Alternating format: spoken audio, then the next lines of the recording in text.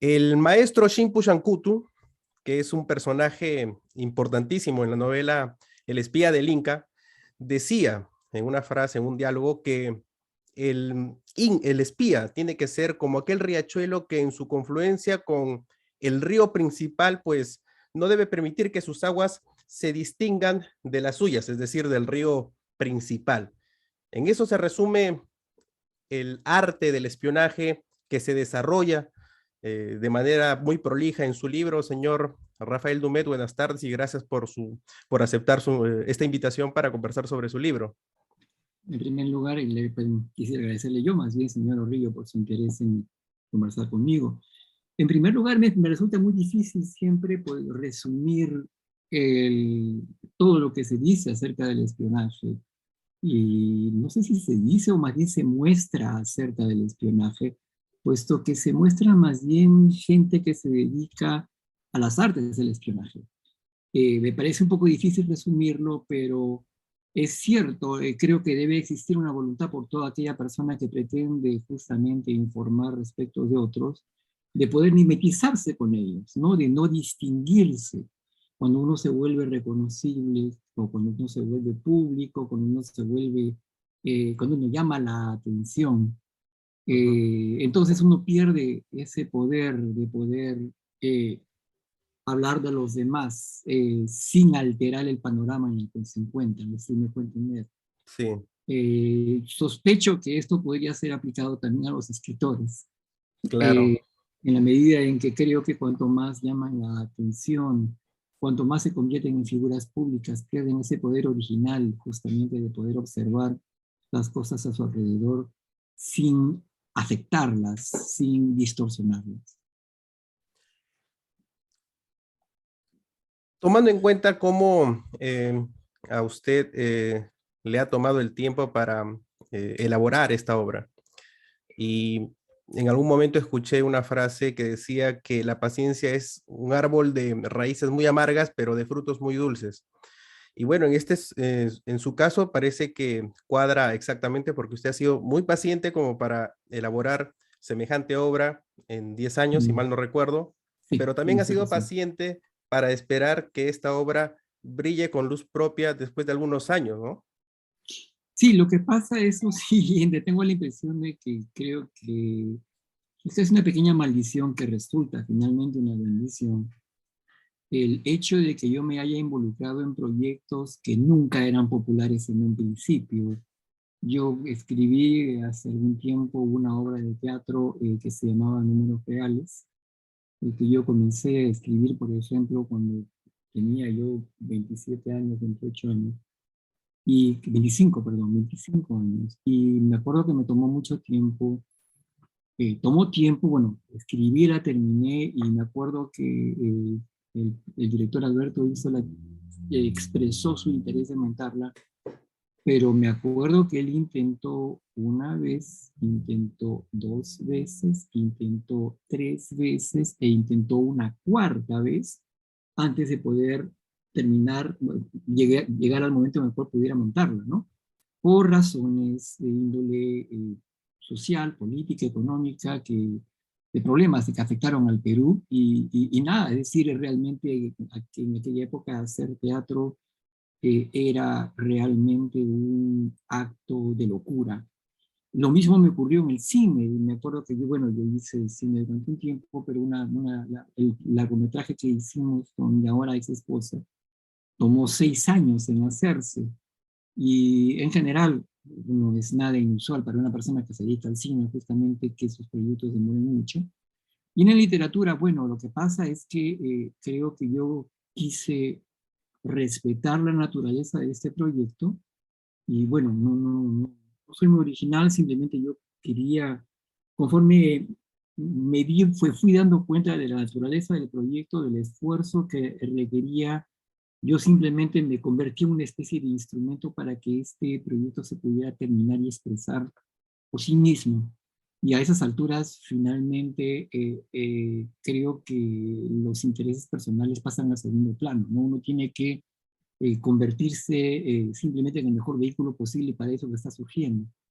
Y en esa medida, bueno, pues no es que yo decidí voy a dedicarme 10 años a esto. Creo que simplemente estuve en el primer año, bregué con los desafíos que se presentaban en el segundo, en el tercero. Uno se divorcia, tiene problemas con el trabajo, cambia de lugar, en fin, y sin embargo uno tiene que persistir porque el proyecto así lo exige. En esa medida nada más creo que sin querer queriendo me he ido curtiendo, forjando, no dejándome intimidar ya por las adversidades, no dejándome intimidar ya porque el hecho de lo que yo hago no necesariamente guste. No creo que a esas alturas creo que es muy difícil disuadirme si es que quiero hacer algo de largo aliento, ¿no? Claro. Usted es de profesión dramaturgo. Yo terminé mis estudios de lingüística en la Universidad Católica.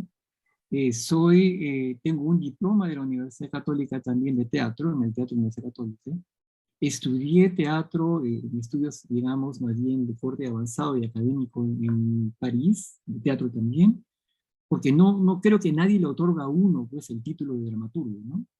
Nadie que yo sepa, de repente ahora sí, ahora que hay estudios de escritura creativa que están sancionados con un diploma, pero por lo menos en mi época eso no existía, ¿no? Y le soy sincero, yo sería muy desconfiado de alguien que se considera un buen escritor porque tiene un diploma que así lo acredita, ¿no? Claro, a lo que yo me refiero es, y bueno, para mí es algo novedoso, ¿no? El oficio, si es que cabe si es pertinente el término del oficio Ujú. de dramaturgo. En realidad, Claro. quisiera saber esa relación que usted ha tenido con lo que ha estudiado, la lingüística, ser dramaturgo Ujú. y la historia. Eh, ¿qué Tiene usted relación tiene? razón, tiene usted razón, tiene usted un punto que es muy, muy relevante para esto, puesto que es verdad que mi visión en general de la ficción, mi visión en general de las historias es una visión dramática, que proviene profundamente, creo yo, de mi formación teatral. Yo me doy cuenta, y usted habrá podido comprobar al leer el libro, el diseño de las escenas es dramático. Las escenas, digamos, hay una trama, hay una acción que se realiza, hay un objetivo, hay intriga, hay suspenso, hay ganchos de atención que permiten que uno pase de la escena a la siguiente. Y tengo la esperanza de que, por ejemplo, el lector siga interesado de una escena a la siguiente, de un capítulo al siguiente. Eso no es casual, eso es producto justamente de un tejido dramático, ¿no? Que uno ha aprendido pues en sus tiempos de estudiante, ¿no? Claro. Y tomando en cuenta lo que menciona sobre las características de su obra, en realidad se encuentra pues el drama, pero también uno, y personalmente he podido encontrar escenas muy sentimentales, conmovedoras, de principio Claro. a fin. Es más, he conversado con algunas personas que han leído y que me han recomendado el libro y que confiesan que hasta han llorado al último, bueno, porque son muy sensibles y han encontrado eso en el libro. Se encuentran muchas características importantes en el libro. Ujú.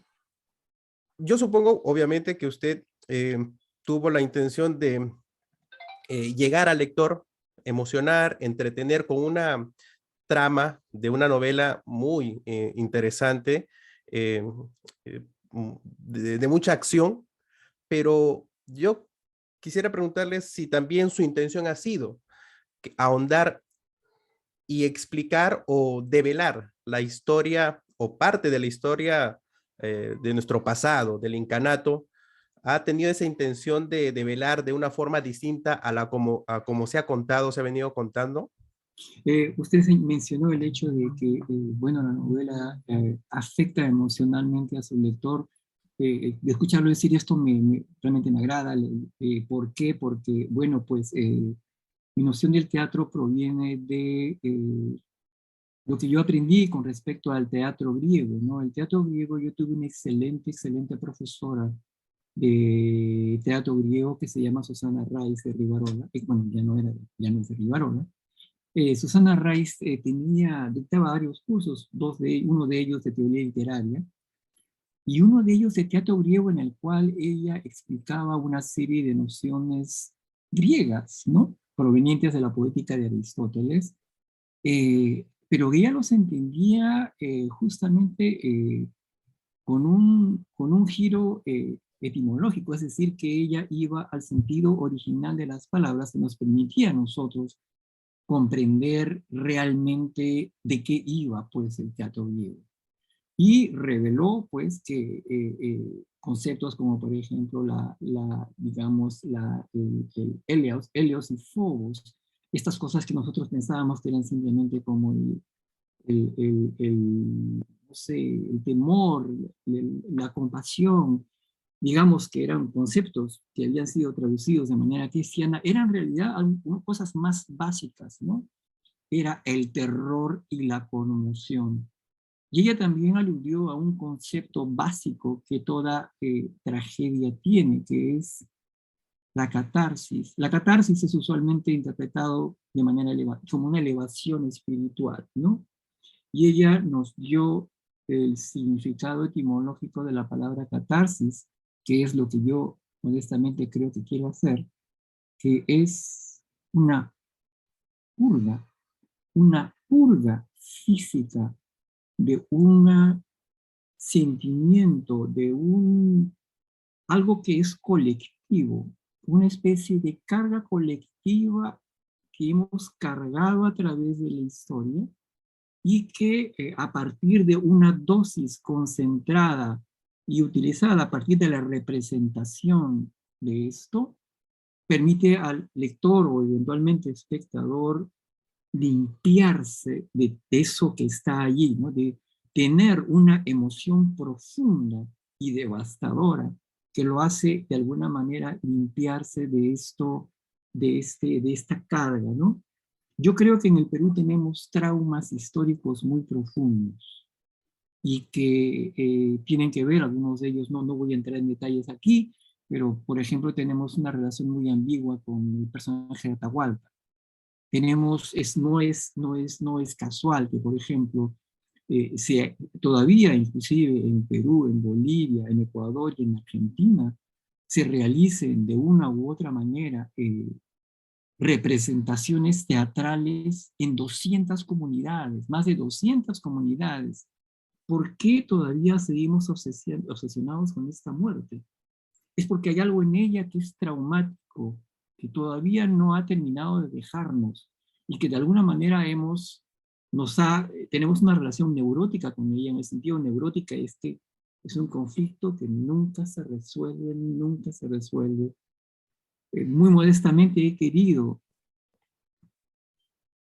tomar ese trauma fundacional y enfrentarlo dramáticamente y proporcionar, si era posible, una catarsis, no solamente con el personaje de Atahualpa, sino con aquellos personajes y eventos fundacionales en nuestra historia. Justamente en una entrevista también habló de esto, de la Claro. crisis, de la neurosis colectiva.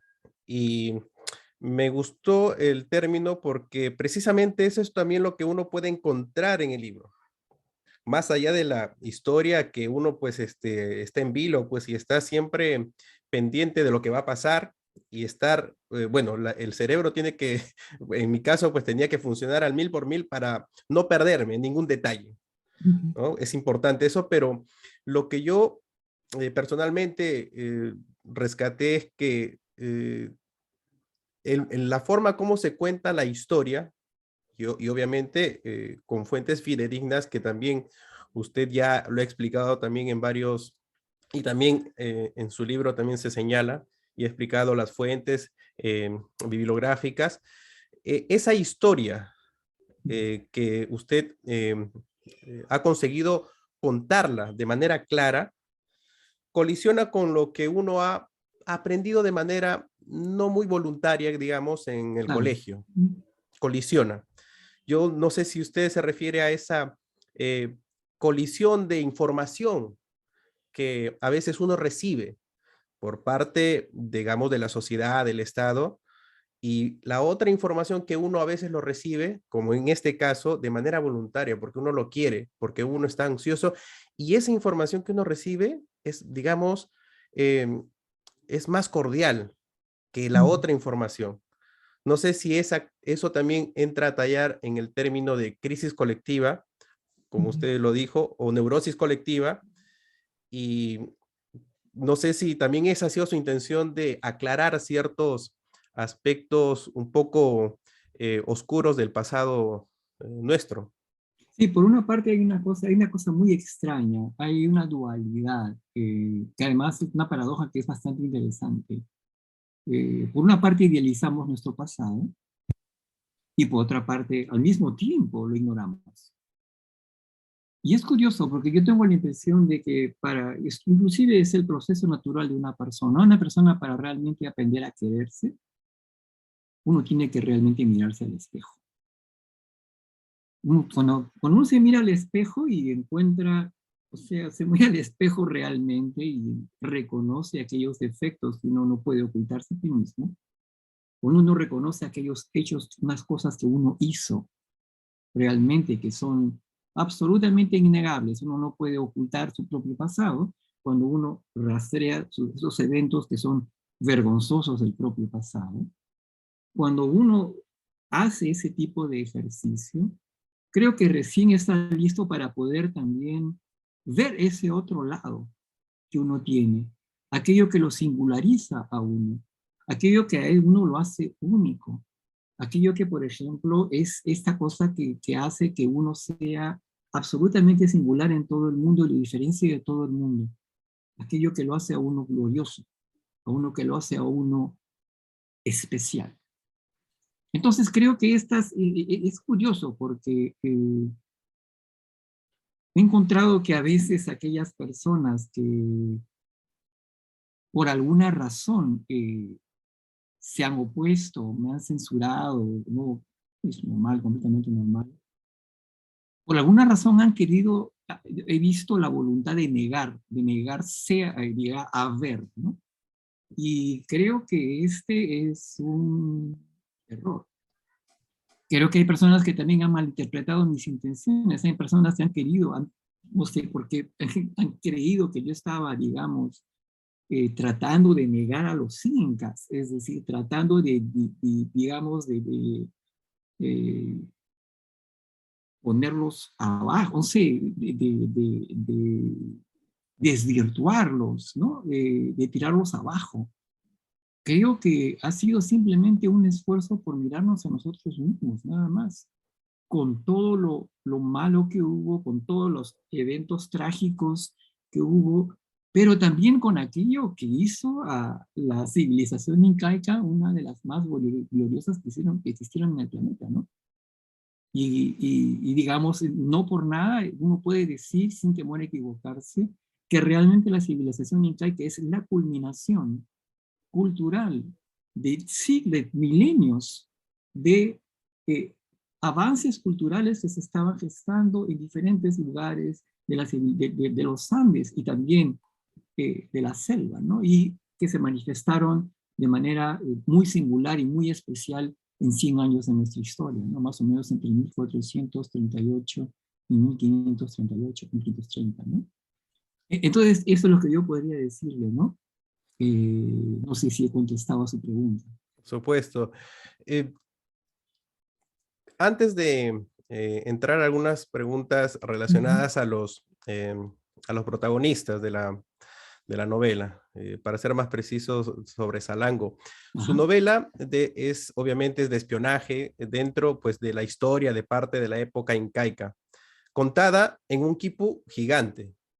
Y lo que también me causó mucha curiosidad es la forma en que usted selecciona los capítulos, ¿no? Serie de cuerdas impares que gira en torno al rescate de Atahualpa y también la serie de cuerdas pares que nos habla del pasado de Yumpacha. Es algo que en realidad es muy eh, original. Entonces, eso quisiera preguntarle cómo es que le nació eh, eh, esa forma de contar, ¿no? O de desplegar los capítulos en su libro. Es muy curioso porque todo fue de manera completamente casual. Debo confesarle que una de las fuentes de inspiración de este libro es un libro, una novela que se llama El nombre de la rosa, de Humberto Eco, a Claro. quien de cierta manera en varios momentos que no revelaré se le rinde homenaje. y que, bueno, como él mismo lo dice, ¿no? Bueno, la novela trata de un manuscrito encontrado en un palacio, en un castillo, que es revelado y contado, y ese es el libro, ¿no? Yo decidí, cuando pensé, cuando me di cuenta que lo que quería hacer era una cosa de más o menos de características similares, yo me dije, yo no voy a hacer la historia de un manuscrito en un palacio, voy a contar la historia de un equipo encontrado en una tumba prehispánica. Entonces, cuando el equipo era una opción completamente obvia, puesto que no tenemos escritura, entonces no existía la posibilidad de poner un manuscrito. Y bueno, pues existen algunas teorías que consideran que existió la posibilidad de contar con tipos narrativos. Ojo, no como este. Debo confesarle que la estructura que tiene esta novela es, sí, una licencia, puesto que los tipos narrativos pienso que fueron de carácter diferente. De hecho, hay un poema épico narrado en tipo al interior de la novela que creo que sí se aproxima a lo que pudo ser un tipo narrativo, pero sí es cierto, quería dar esta sensación de que era un gigantesco río narrativo que, digamos, permitía contar nuestra historia a partir de este producto cultural que nos singulariza, que nadie más lo tiene. Nadie tiene algo como esto. Esto de este artefacto sensorial, visual, o sea, que tiene muchos vehículos al mismo tiempo, que utiliza varios elementos significativos, ¿no? El nudo, la cantidad de vueltas que hay en el nudo, el sentido en el que hay, el color que tiene la cana, la posición que tienen en la cuerda, la posición que ésta tiene en la serie de cuerdas. Cada uno de estos elementos eleva exponencialmente las posibilidades de comunicación que tiene este artefacto. Entonces, nada, simplemente no hablar de ello, simplemente mostrarlo, creo que nos da una idea justamente de lo importante y especial que fue esto, ¿no? En su libro usted menciona también, bueno, se relata sobre quipus que contenían leyes, normas, y bueno, como abogado a mí eso me causó más curiosidad. Quisiera saber si eso es parte de la realidad en Y el incanato. debo confesarle que, bueno, pues en primer lugar yo combiné allí dos cosas, dos conocimientos que venían de diferentes fuentes, ¿no? Por una parte, bueno, he leído creo que todo lo que se podía leer sobre los quipus hasta el año 2010, y nada, básicamente me di cuenta de que los incas tendían a sistematizar absolutamente cualquier tipo de información formalizable. Es completamente claro que todo, realmente la necesidad de poner en quipus, los quipus, usted sabe que los quipus típicos son los quipus que son que sirven de instrumento de contabilidad. Y la razón por la cual no fueron comprendidos eran porque ellos tenían el sistema decimal, usaban el sistema decimal, un sistema que los españoles no conocían, no lo usaban. Los españoles todavía estaban usando los números romanos. Claro, aquí Entonces, también para se ellos menciona. era absolutamente imposible comprender lo que estaba ocurriendo en este artefacto, y por ello lo consideraron demoníaco, ¿no? Las leyes. Las leyes provenían, la información que yo pensé simplemente, entonces, si los incas formalizan todo, deben también formalizar las leyes. Y Guamán Poma de Ayala justamente estableció una serie de leyes, muy bien, digamos, él hizo un inventario de todas las leyes que él, digamos, recordaba, y que curiosamente estaban expresadas de una manera bastante simple, directa y llana, de manera en que yo supongo digamos, los quipus podían utilizarlos. Entonces yo dije, no sería nada descabellado que los incas hayan utilizado los quipus para guardar leyes. Y de hecho tengo la impresión de que en algún momento dado Garcilaso ha mencionado esto Si mal no recuerdo, cuando él habla de los usos del quipu, él menciona también las leyes. Así que creo que posiblemente una combinación de estas tres cosas eh, dio origen a esta idea, ¿no?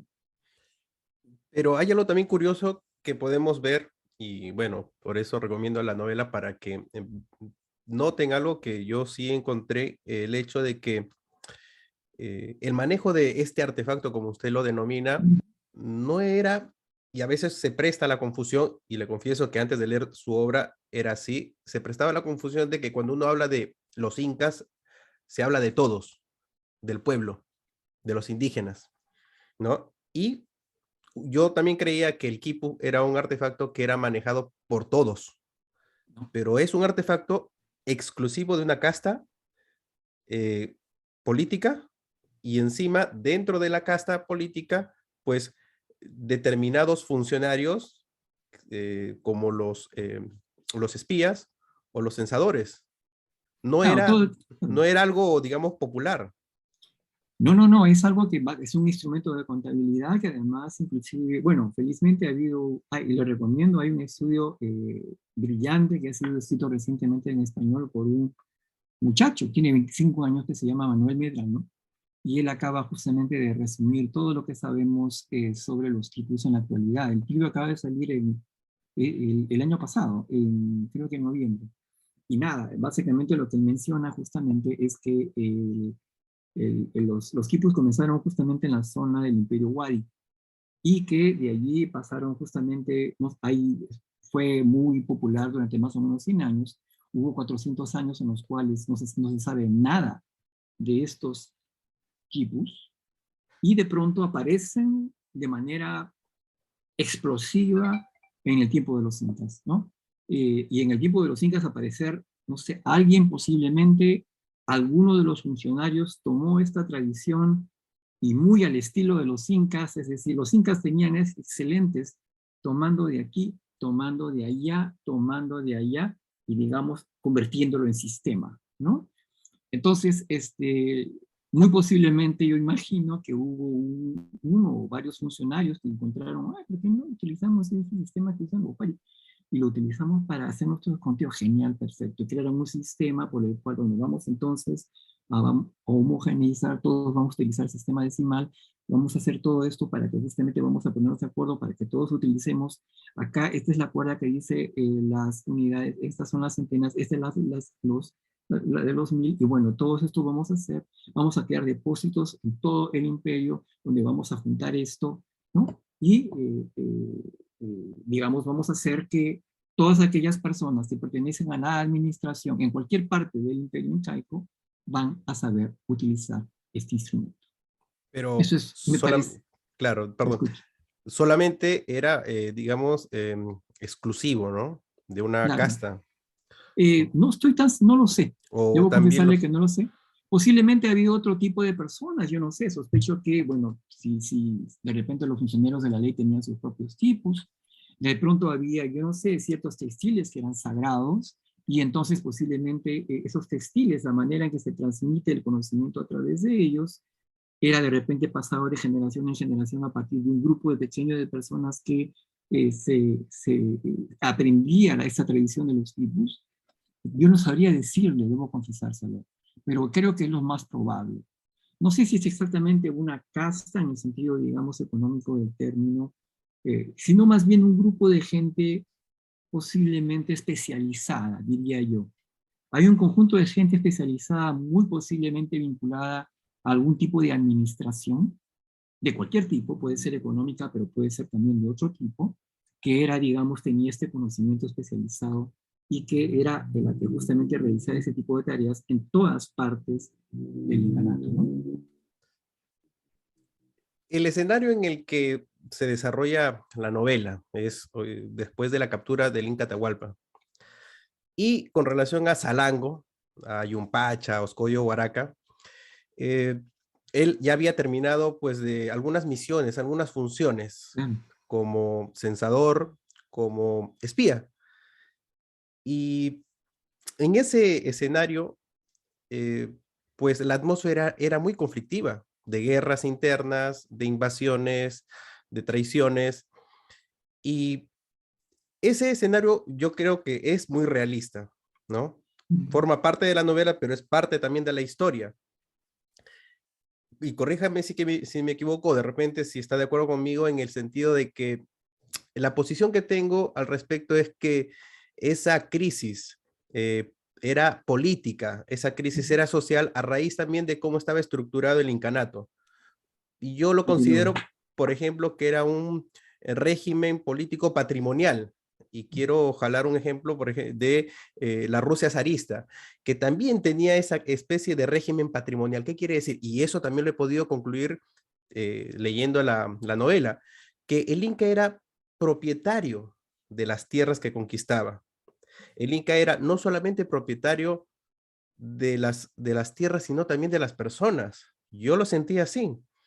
Consideraba, entonces, ese régimen patrimonial que existía, considero de que ha sido uno de los factores determinantes para que degenere en una crisis tan fuerte que, digamos, menguó el imperio incaico. No sé si de manera explícita, pero digamos, lo que yo pienso al respecto no se aleja mucho de lo que usted dice, ¿no? Hay un problema. Cada vez que un inca llegaba al poder, un rey inca nuevo, tenía que renunciar a su panaca y tenía que crear uno nuevo. Entonces, cada panaca, es decir, cada panaca era cada un, digamos, un linaje de sangre real que tenía una momia, es decir, digamos un representante de un inca y con toda su descendencia y toda su prole.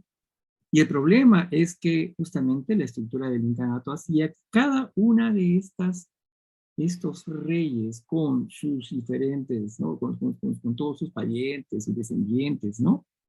Tenían asignadas unas tierras que se les tenían, que justamente ellos ya por el hecho de haber sido incas, tenían una serie de privilegios ya que ya eran incontestables.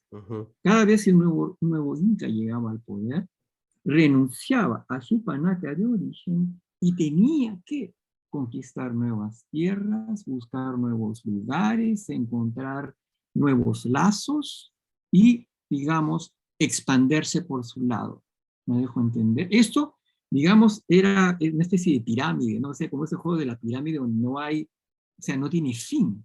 Y de hecho fue uno de los elementos que posiblemente condicionó la crisis enorme al final del imperio, ¿no? Hay otro elemento también que es importante tomar en cuenta.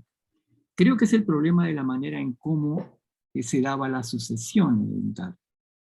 El Incario, como usted sabe, la persona que sucedía al Inca no era el hijo mayor, no era que tú dividías, digamos, tus territorios entre tus hijos, no. Tenía que haber una guerra, literalmente, una pequeña guerra entre todos los hermanos, ni siquiera solamente los hermanos de sangre real.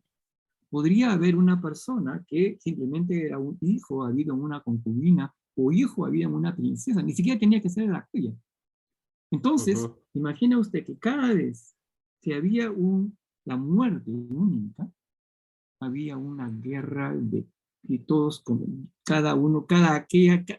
cada príncipe que se consideraba con derecho a la sucesión, se juntaba con su pequeño grupo, se juntaba con su familia, con su tío, con su primo, y comenzaban a tratar de conspirar para justamente llegar al poder.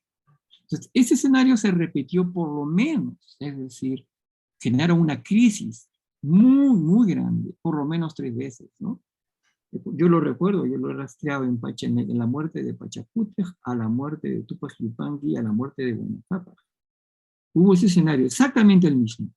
Entonces yo creo que la combinación de estos dos elementos hicieron que este increíble imperio tuviera pues una base increíblemente frágil, ¿no? En cuanto al personaje, a Salango, lo que me causó mucha extrañeza es que ese don que tenía de contar rápidamente y de manera prolija, Claro.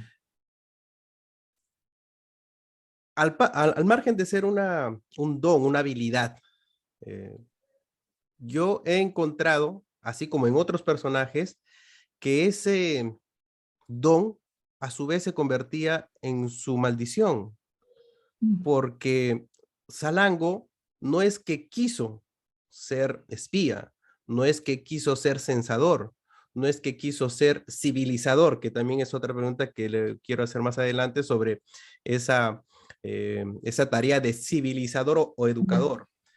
Esas tareas no eran, digamos, producto de la voluntariedad de Salango, sino que se fueron dando a raíz de que el Inca encuentra en él una habilidad para sacar provecho.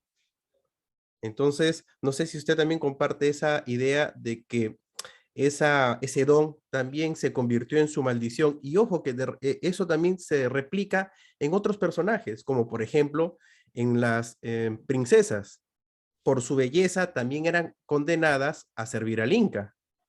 Y Ujú. también de repente aquellos indígenas que tenían ciertas habilidades para la guerra se convertían en sus generales. Y al último, Inclusive, pues, ¿no? inclusive se acuerda usted de esa indígena que podía repetirlo absolutamente todo, ¿no? Y que justamente es torturada hasta para ver si, torturada para ver hasta dónde podía resistir, Ujú, ¿no? O inclusive la esposa misma de Salango, esta así es. mujer, esta intérprete, ¿no? Que de alguna manera por el hecho de hablar tantas lenguas Ujú, es condenada justamente digamos, condenada a casarse con una persona que no le gusta, que no quiere, y bueno, al final paga pues las consecuencias de una manera que no le voy a contar, que no vamos a contarle a la gente que no leyó el libro todavía, claro. ¿no? Pero yo no sé, no es voluntario, pero tiene usted razón, y sí es algo que realmente yo pienso, no pienso que todo don viene con algo que no es un don, sino viene con una maldición, ¿es cierto? Igual que a Felipillo. Es decir, no solamente eso ocurría, digamos, de un bando, sino en el otro, porque también él, en base a esa habilidad que tenía de traductor, eh, pues también es condenado a servir a los españoles. Es verdad, bueno, yo soy sincero, yo pienso que eso ocurre con el género humano, ¿no? Toda aquella persona Claro, que recibe un don, creo que en alguno u otro momento tiene que pagar las consecuencias por ese don. sí, Ujú. efectivamente. Mm, En una entrevista suya, usted señaló que rescatar al Inca no solamente era una acción, digamos, particular de una sola persona, sino iba más allá, era rescatar un proyecto. Ujú. Exactamente, Yo le agrego un proyecto social, un proyecto político, porque era el imperio incaico, claro. que dependía del rescate, del éxito del rescate del Inca Atahualpa. Ujú.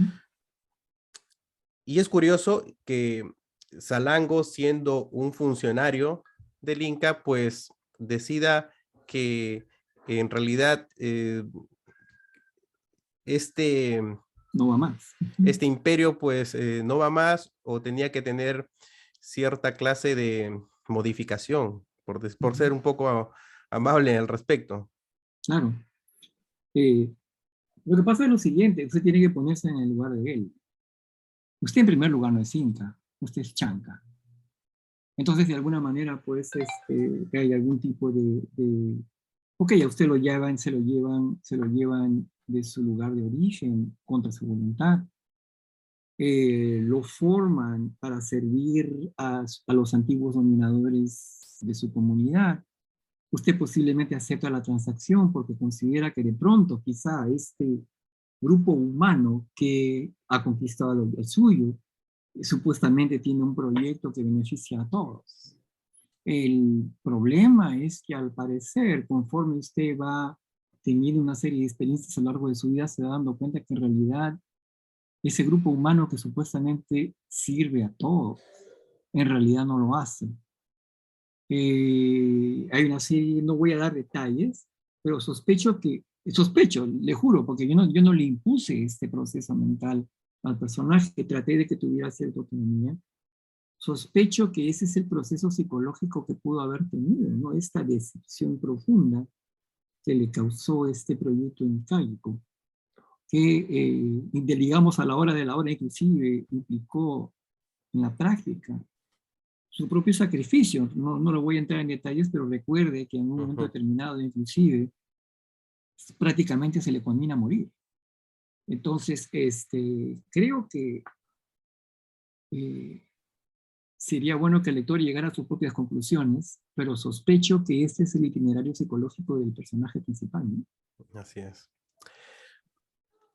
En la novela también se habla de ese proceso de, lo denomina usted civilización, ese proceso Ujú. de educación que se daba luego de las conquistas, de las invasiones por parte del Inca, ¿no? Por parte del Imperio Incaico. Hay que señalar lo que esto se dice desde la perspectiva incaica, ¿no? Es Así decir, es. lo que dicen esto son personajes y que justamente tienen la perspectiva incaica, entonces para ellos sí, exactamente lo que necesitan estos pueblos salvajes es un poco de civilización para poder aprender a tributar, por ejemplo, ¿no? Exactamente. Claro. Eso es lo que también me llamó mucho la atención.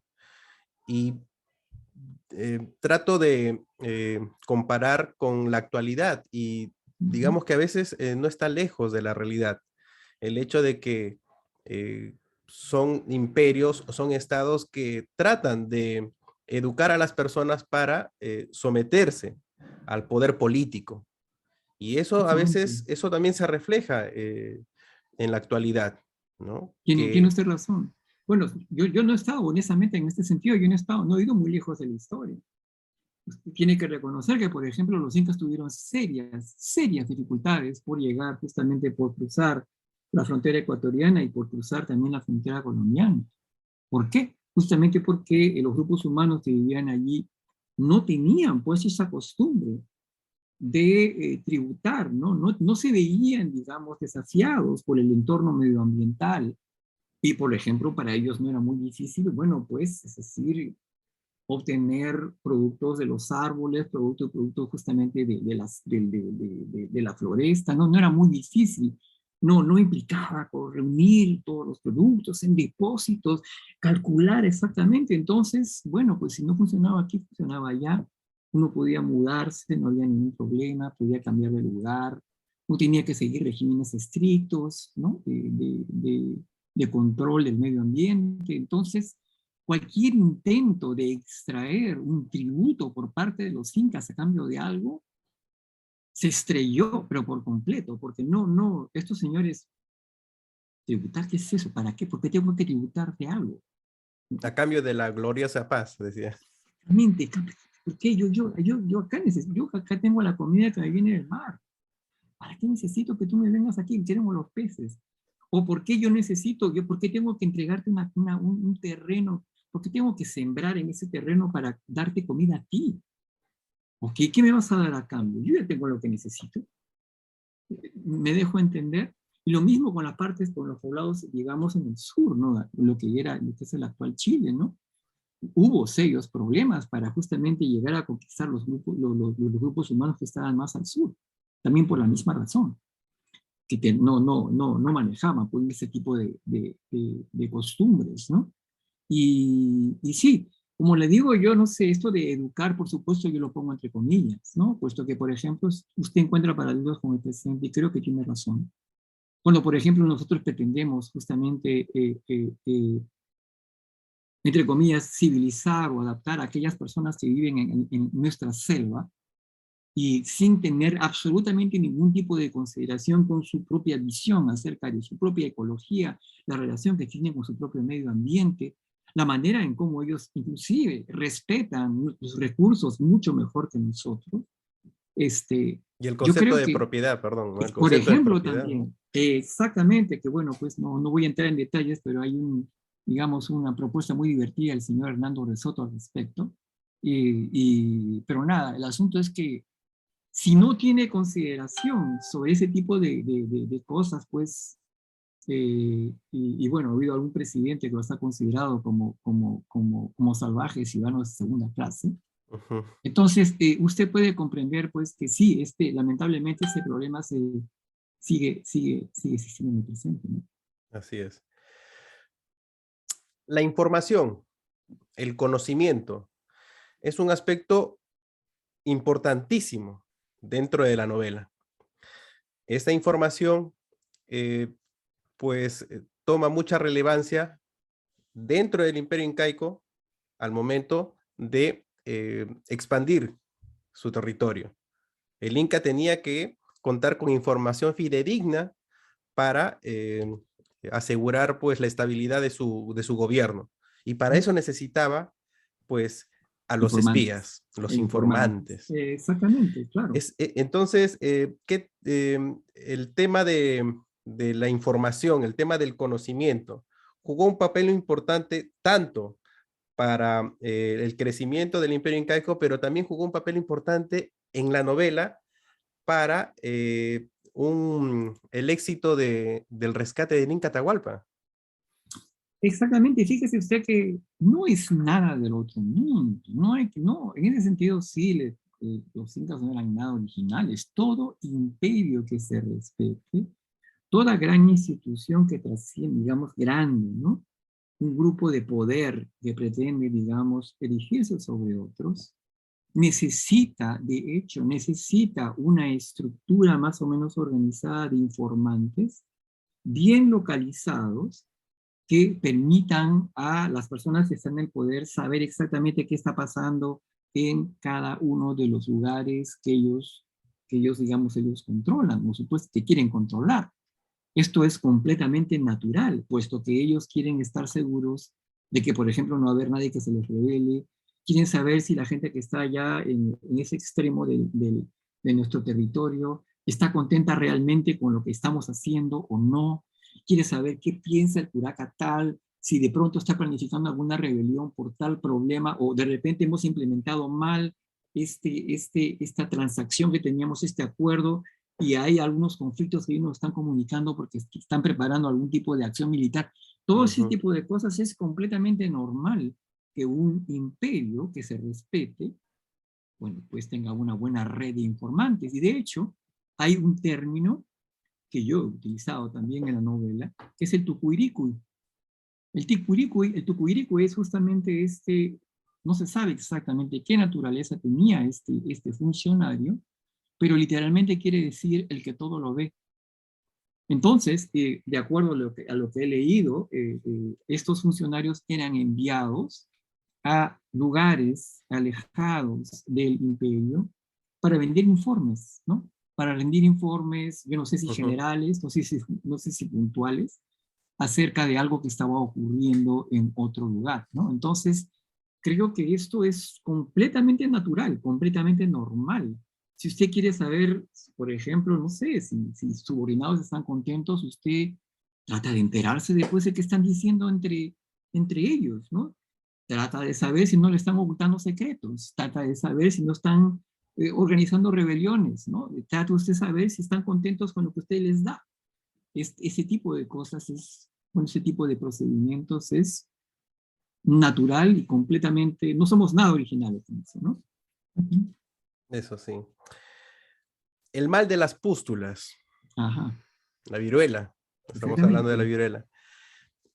Se menciona en varios capítulos y obviamente se hace mención a que el Inca Huayna Cápac pues sufrió de este mal y murió. Exactamente. Existe un libro de Jared Diamond que justamente colapso. toca este tema de ¿ese cuál es? gérmenes, acero y armas, gérmenes y acero. Sí, sí, sí. Leyendo su libro, la novela, pues me extrapoló a al otro libro, porque había esa conexión justamente en este aspecto de la viruela, del mal que sufrían los incas. Y yo quisiera saber si usted ha ahondado más al respecto, como Me hace para... mucha, me hace un poco de gracia, incluso porque yo escribí un largo artículo sobre ese libro, justamente tratando de explicar. El problema es que yo estoy de acuerdo en que, por ejemplo, los gérmenes tuvieron un rol muy importante justamente en el sometimiento de grupos prehispánicos. Pero hay una cosa que yo no estoy de acuerdo con lo que dice el señor Diamond. El señor Diamond llega a la conclusión de que de alguna manera pues, los grupos prehispánicos como los aztecas y los incas estaban condenados a ser conquistados por estas cosas que usted menciona, por su inferioridad en términos por su desconocimiento del metal, Sí, por el hecho de que no tenían caballos y por el hecho de que no estaban, digamos, inmunizados con respecto a las enfermedades que llegaron de Europa. sí, es concluyente de ese aspecto, sí. Exactamente, lo de las enfermedades es claro, pero claro, y posiblemente, pero claro, ellos recibieron la epidemia, pero sobrevivieron. Así es. Y bueno, lo de los caballos fueron una cosa que sorprendieron pues al comienzo, pues a los habitantes prehispánicos, pero al cabo de un rato ya se dieron cuenta pues que eran pues animales especiales, pero nada más. Este embrujo, ¿no? No duró mucho. Y también ocurrió lo mismo pues también con esto del metal. Bueno, al comienzo, de los buenos primeros años, posiblemente hubo esta sensación, ay, sí, los cañones están ahí, este objeto está habitado por el Illapa, pero Ya. poco a poco se van dando cuenta de que no, es simplemente algo nuevo que ellos han traído. Creo que la cosa va más bien por otro lado. La principal discrepancia que tengo con el señor Diamond va en el sentido de que yo creo que hubo momentos muy puntuales, específicamente en el año 1536, en los cuales, a pesar de toda su superioridad tecnológica, a pesar de que ellos que eran inmunes al virus de la viruela, y a pesar de que ellos tenían caballos, hubo un momento particular con el doble sitio de Lima y del Cusco en que los españoles estuvieron a punto de ser exterminados. Y que, honestamente, no me habría sorprendido que en el caso de que se hubiera dado ese exterminio, bueno, los incas hubieran tenido el buen sentido de conservar, por ejemplo, yo no sé, a la persona especializada en las armas, conservar al tipo que conocía, digamos, los caballos, porque una vez más hubiera sido muy incaico eso, en el sentido de Claro, que ellos observaban, tomaban algo y lo asimilaban a lo que ya tenían. así es. Hubiera sido muy, muy incaico y no, y debo señalarle también al final de que no es muy interesante que los españoles no lograron superar estos sitios solos, que recibieron ayuda de grupos étnicos insatisfechos con el Inca. Digamos, la metáfora queda perfecta, la ilustración de digamos, esta profunda debilidad nuestra y trágica, se muestra en toda su tragedia, ¿no? En algún, Finalmente, disculpe. eh, solo para acotar algo a lo que está diciendo usted y Ujú. que rescato de otras entrevistas que usted hizo, en donde declaró que ese factor determinante para que, digamos, triunfe digamos, la conquista española fue un tema de superación numérica de un bando y de otro. Exactamente. Es gracioso Pero porque, se claro, refiere usted, se es refiere una usted, paradoja. así es, por favor, No, no, explíquele esa parte. simplemente lo voy a repetir, que es una paradoja, ¿no? Que cuando me preguntan, sí, ¿cómo así un imperio tan grande, no? Fue conquistado por solamente 169 conquistadores. Y yo les digo por superioridad numérica, porque por donde pasaban esos 169, recibían la ayuda, el apoyo logístico, la comida, las armas, los ejércitos de grupos étnicos sometidos y satisfechos con el régimen incaico. Entonces, a la larga, eso fue lo que le pasó factura, ¿no? Pero, y eso también discrepo del libro de Jared Diamond cuando él señala que los indígenas habían analizado o llegado a la conclusión de que tarde o temprano pues iban a ser sometidos por los españoles y por Falso, lo tanto ellos, digamos, convenientemente se pasaron al otro bando, pero falso. después de haber leído su novela, yo concluyo que no, porque estos indígenas no sentían ese apego sentimental hacia el imperio incaico. ¿No?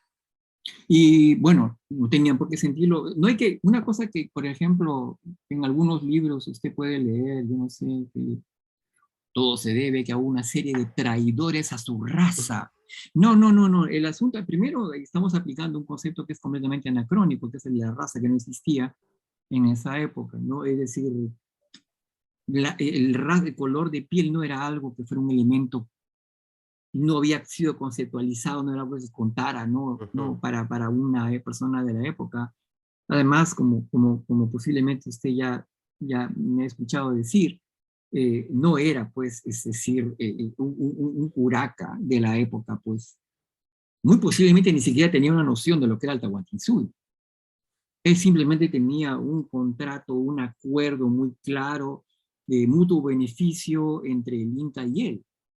Y, digamos, él accedía, pues, a esos acuerdos y respetaba esos acuerdos en función del provecho que podía, digamos, tener con su propio grupo de comunidades, ¿no? Entonces, el problema es que en los últimos años ese contrato estaba siendo muy pesado y creo que también he recordado en otras oportunidades que, bueno, el Inca Huayna Cápac había estado en una guerra de conquista por 11 años en las tierras del norte.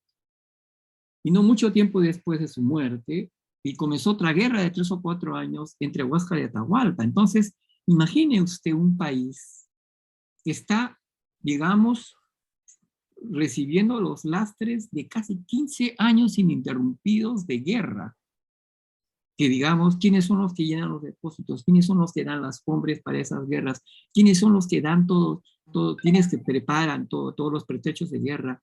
Bueno, pues eran pues los grupos étnicos sometidos, ¿no? Entonces, considerar y juzgar a estos grupos étnicos como traidores, ¿no? Creo que es absolutamente injusto, además de anacrónico, ¿no? Es Por eso, injusto porque es anacrónico. así es, y por eso en el libro se señala que los indígenas veían a los barbudos llegar en sus casas flotantes y los consideraban como aquellas nubes negras que traían la lluvia después de una larga sequía. Es decir, Claro. es una frase muy fuerte que implica o significa o devela cuán hartos estaban del sometimiento incaico. Claro. Y es comprensible. Yo acá no tengo ningún juicio de valor con el Imperio Incaico, que tuvo, claro, maravillas en términos de arquitectura, ¿no? De avances en la, digamos, ingeniería hidráulica, avances en Con el términos de Inca Maru, organización.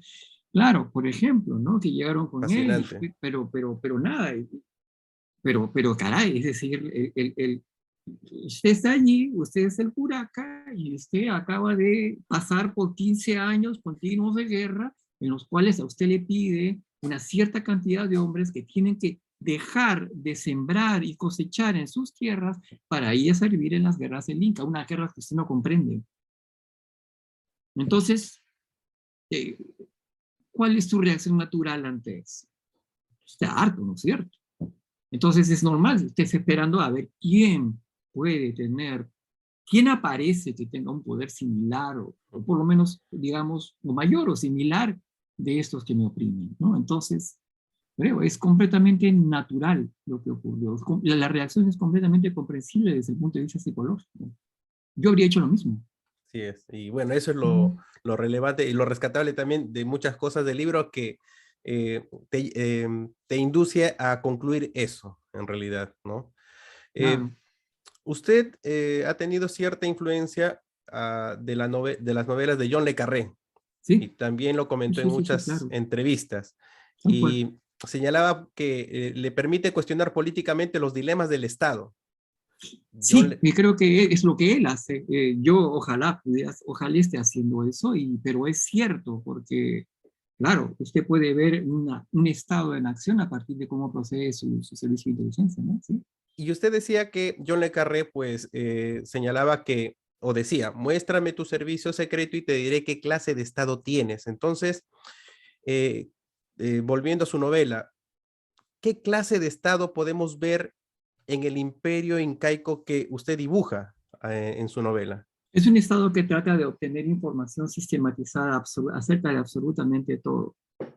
Es un Estado que además, o sea, cuando manda informes, es decir, que realmente era muy sofisticado en la medida en que mandaba personas, creo que antes de llegar a una solución militar, probaba las soluciones diplomáticas, que trataba de establecer acuerdos primero, y para ello necesitaba estar bien informado. Ujú. Es un Estado que tenía un ejército de informantes, que estaba muy bien enterado. El hecho de justamente la manera, ¿sabe cómo lo llaman a los quipus?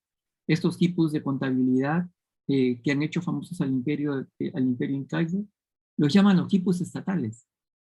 Y los llaman Estatales. quipus estatales justamente ¿por qué? Porque estaban al servicio de la organización del Estado. Así es. Usted puede ver, y entonces la manera, el cómo ellos organizan, tienen un cultivo, un culto casi a la información sistemática. A usted lo puede ver, esa información sistemática, ¿quién la recogió? Informantes. Gente que iba a todas partes, que contaba, que hacía un inventario, que hacía presupuestos. Entonces, creo que esto es el tipo de, si tenemos que caracterizar el tipo de Estado que tiene, que es el Imperio Incaico, es justamente este Estado completamente obsesionado con el control de la información. Así es. Y además por muchas razones, entre ellas no solamente la paz o el control de las gentes que habitan su territorio, sino también la posibilidad de realmente hacer frente a los desafíos que le presentaba el entorno ambiental que tenía, ¿no? Porque realmente en los Andes es realmente un entorno muy difícil, ¿no? Ujú. Esa, esa práctica diplomática existía dentro del Imperio Incaico, ¿no? Para Ujú. próximas conquistas o no. Me trae recuerdos de la escena de esta película muy conocida de Los 300, cuando el rey Jerjes manda a sus mensajeros y se entrevista con el rey de los espartanos y le dice, ¿quién vienes a ofrecerme? Y le dice, tierra y agua, pero es mi Ujú. tierra, es mi agua. ¿Por qué tengo que llegar a un acuerdo contigo, no? Y más o menos eso es lo que yo capté en algunos personajes que cumplían estas funciones, estos funcionarios del Inca. ¿Sí? Pero no solamente te dejo tu tierra y tu agua, yo también te ofrezco control de recursos, digamos, acceso a una serie de recursos, por ejemplo, toda la ingeniería de canales que yo he construido a lo largo los caminos, por ejemplo, los caminos estatales. Yo también, por ejemplo, te garantizo de que si tú tienes un conflicto con tu vecino, yo voy a mediar, yo voy a impedir que ustedes se peleen. Entonces, si ustedes van a tener un problema de guerra, puedes venir de mí, yo voy a parar la guerra. Yo puedo ofrecerte muchas cosas, es decir, no era simplemente un sometimiento porque, bueno, tengo miedo, es muy grande, ¿no? Creo que había realmente un mutuo beneficio. Claro, Claro, el mutuo beneficio dejó de ser tan mutuo a partir de cierto momento, pero así creo es. que sí existió, ¿no? Es decir, que había una contrapartida. Como le digo, pues había una serie había realmente grandes proyectos de construcción que tenían un carácter estatal y que estaban destinados para, digamos, favorecer a todo el mundo, no solamente a los indios. Efectivamente. Bueno, señor Dumet, creo que estamos llegando al final de esta Bien, nos entrevista. hemos pasado una hora conversando, muy Sí, bien. no quiero apabullarlo con otras preguntas que de repente pueda sonar a spoiler Ok. de la novela, ¿no? Hay que Bueno, dejar al que... final, al final muere Atahualpa, por supuesto, pero bueno. Así es. Y bueno, pero sí quería aprovechar para, digamos, hacerle un par de preguntas respecto a su próximo proyecto, que es Ya. una novela relacionada a la vida de Eudosio Rabines, Sí, que a partir de algunas declaraciones suyas, pues uno también particularmente me doy por notificado de la existencia de este señor. Y también estoy tratando de buscar cierta bibliografía, ciertos libros que ha escrito. No sé si podría ahondar un poco en ello sobre este personaje, ¿no? es un personaje muy particular, muy singular, ¿no? Bueno, era un hombre realmente increíblemente inteligente, que no por nada, pues justamente fue de alguna manera un par, no un subordinado, fue un par de Haya de la Torre en su momento, y justamente él fue quien originalmente escribió un documento, uno de los documentos fundacionales del APRA, es decir, el documento que dice que es el APRA, que ¿Mm? aparece en el antiimperialismo del APRA publicado en 1536, lo escribió él. Ah, caramba. Y es curioso porque, claro, la gente, digamos, simplemente quiero darle una idea del nivel que tenía, ¿no? Y bueno, pues después de un periodo inicial de entendimiento con Aya de la Torre, se apartó de él por una serie de razones, entre las cuales estaba el hecho de que realmente el APRA había traicionado para él su naturaleza original de movimiento internacional, ¿no? Americanista, y se había concentrado en la candidatura presidencial de Aya de la Torre, con lo cual traicionaba su, digamos, su naturaleza de movimiento, se convirtió en un partido común y corriente, y se acercó más bien al Partido Socialista fundado por José Carlos Mariátegui. Y no es extraño, o no deja de llamar la atención, por lo menos, de que José Carlos Mariátegui decidió, cuando él ya estaba en la posteridad de su vida, y cuando él estaba pensando, inclusive, en un momento determinado, irse a vivir a Buenos Aires y quedarse a mantener el proyecto de la revista Mauta y dedicarse a eso, y dejar en mejores manos la conducción del Partido Socialista en vista de los dilemas y desafíos que tenía que enfrentar políticamente, dejó este partido en las manos de nada más y nada menos que Eduardo Rabines. Entonces, este señor que venía justamente de estar en la Unión Soviética, de la naciente Unión Soviética, El lo que Comintern. hizo en la Comintern, justamente él había estado trabajando con la Internacional Comunista, había tenido contacto directo con gente de muy alto nivel en la Internacional Comunista, pero había recibido la consigna de subordinar este partido naciente que tenía esta cosa incómoda, ¿no? De tratar de apartarse, de querer realizar interpretaciones singulares y además a partir del Perú mismo, y no simplemente seguir la consigna de la Internacional Comunista, ¿no? Quería hacer algo llamado como la creación heroica, que es lo que propugnaba Mariátegui. Entonces, esto parecía un anatema, y bueno, de alguna manera también escondida, oculta, el señor Rabines, apenas murió Mariátegui, justamente convirtió este Partido Socialista en un partido comunista. Para hacer la historia larga, muy corta, el señor Rabines terminó desengañándose de esto y se convirtió de ser, digamos, un funcionario, un comisario político de la Internacional Comunista, que trabajó en Chile, trabajó en Argentina, trabajó en España, en la Guerra Civil Española.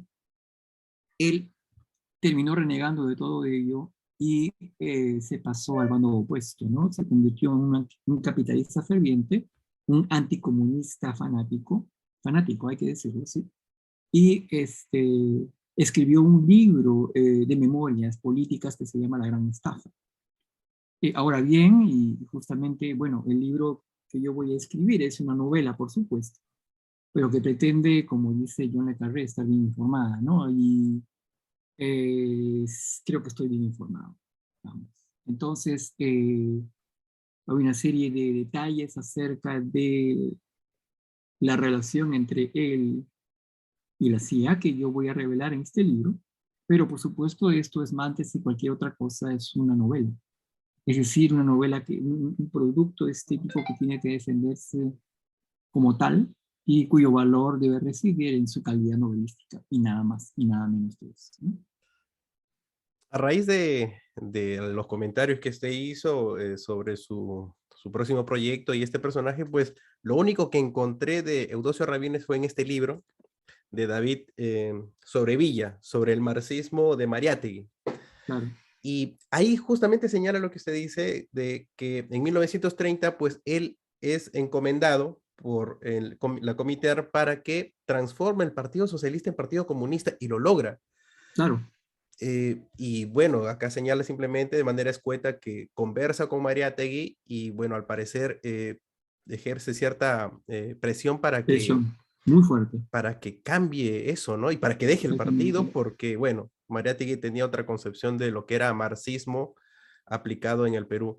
Y bueno, a raíz de eso también estoy tratando de buscar cierta información y quisiera preguntarle si usted ha logrado o le gusta agenciarse de información, en este caso libros, pero de manera física o también, digamos, en PDF o Bueno, yo he libros. tratado de leer absolutamente todo lo que he podido. No solamente he leído yo he conocido a la esposa, la última esposa en México, que tuvo el señor Rabines, ¿no? He encontrado a su hijo, he encontrado a algunos miembros de su familia, algunos de ellos no me han querido hablar, está bien, no hay problema. Este, eh, También he leído La Gran Estafa, he leído su obra completa que está publicada, ¿no?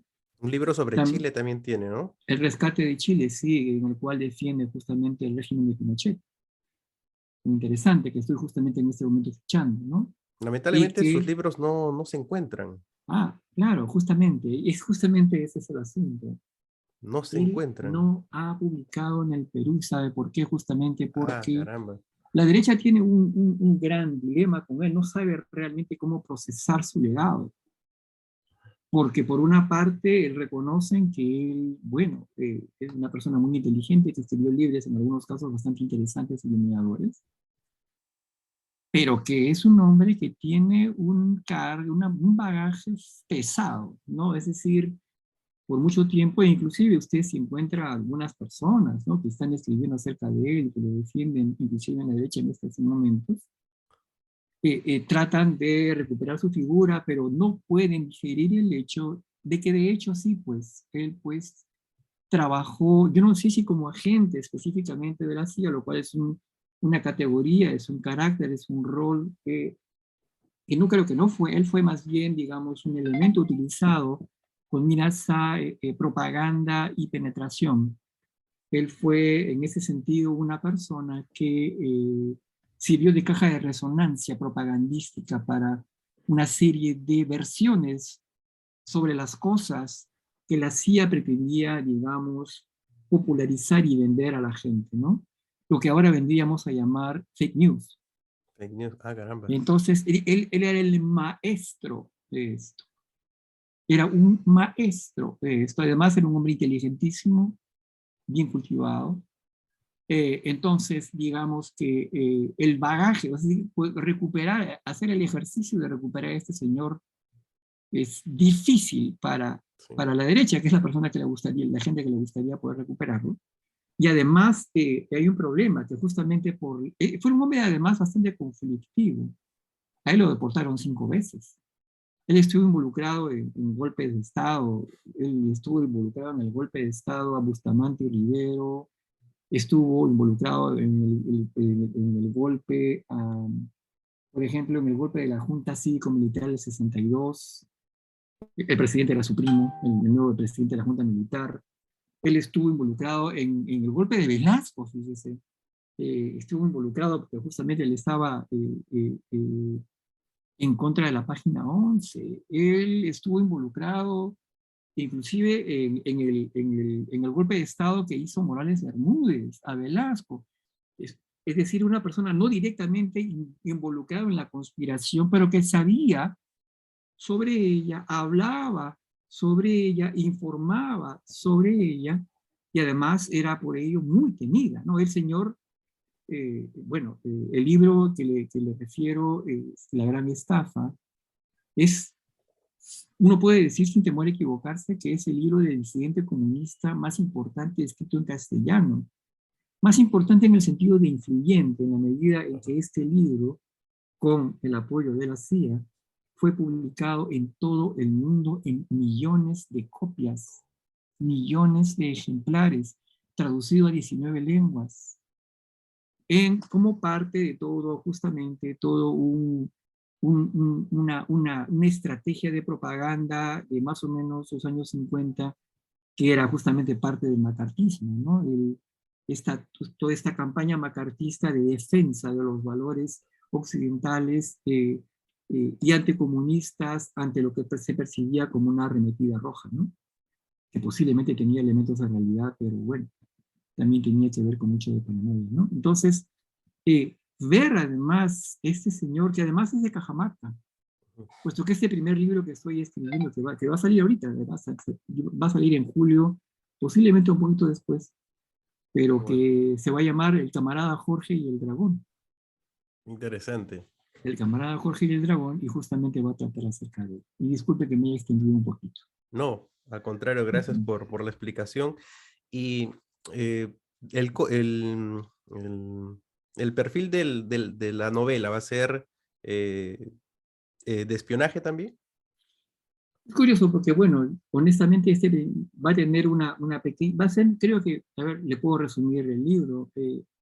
Va a haber una pequeña presentación del personaje literaria, y donde vamos a darnos, creo, espero, una idea de quién es, y después vamos a recrear su infancia. Este libro no va a ser un libro muy grande, creo que también unas 250 páginas, donde solamente, mayormente, se va a hablar de la infancia y la adolescencia de este personaje en Cajamarca. Y es curioso porque las resonancias del, de Cajamarca ahora Ujú. son muy fuertes, ¿no? Es decir, creo que me he tomado el trabajo de reconstruir Cajamarca a inicios del siglo XX, ¿no? Y encontramos algunas cosas que por razones políticas ahora están muy presentes en la escena política peruana, ¿no? Claro. Es una completa casualidad, pero bueno, creo que sorprendentemente me parece sorprendentemente relevante, porque yo pensaba simplemente hacer esta historia sobre Rabines y de la casualidad que tiene resonancias contemporáneas. El libro, obviamente, en junio también estará aquí en Perú. Sí, ojalá, estoy cruzando los dedos, porque digamos, el libro, cerrarlo me está costando un poquito, eh, eh, porque hay cosas que están apareciendo, que quiero cerrar bien, y no me gusta hacer las cosas mal, y no quiero entregar un libro mal hecho. Entonces, nada, estoy tratando de cerrarlo bien. Si lo cierro bien, estará en julio, y si no lo he cerrado bien para entonces, va a tener que esperar, ¿no? Bueno, esperaré con ansias ese libro también para leerlo y quizá en algún momento tener la oportunidad de conversar sobre esa nueva obra. Bueno, Germán, muchas gracias por la deferencia, por el interés y la curiosidad. A usted, gracias por la oportunidad de conversar sobre su libro. Espero que en un momento, si llega a Perú, pues me firme el libro. Ah, por supuesto, Me con toda nota encantaría y bastante porque lo he disfrutado bastante, al margen de ser una novela un libro muy copioso, muy voluminoso, pero lo he disfrutado de inicio hasta el final. Así que bueno, solamente me queda agradecerle y nos tome la vemos palabra. hasta, gracias, y hasta Que en tome la una, palabra, sí, palabra de scout. Sí, sí. agradezco. Y bueno, nos vemos en otra oportunidad, señor Rumet. Muy amable. Gracias Muchas por la gracias a deferencia de usted, esta entrevista. que le vaya muy bien.